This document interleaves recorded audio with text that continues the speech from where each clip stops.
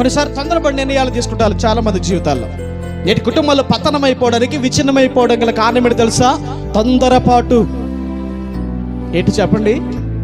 తొందరపడి మాట్లాడతాం, తొందరపడి నిర్ణయాలు తీసేసుకుంటాం, తొందరపడి అడుగులు వేసేస్తాం, తొందరపడి ఎవరినో సంప్రదిస్తాం, తొందరపడి తొందరపడి తొందరపడి తొందరపడి అన్ని తొందరపడి చేస్తాం. ఆఖరికి ఫెయిల్ అయిపోతాం. ఏమైపోతాం? ఓడిపోతాం.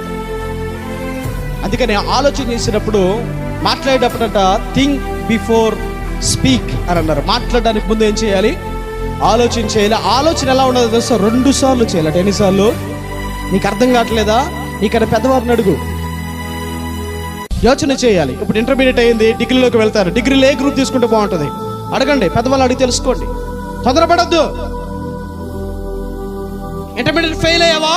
పాస్ అవ్వాలంటే ఏం చేయాలి? యోచన చేయి. ఎట్లా స్టడీ చేయాలి? ఎలా కష్టపడాలి? ఎలా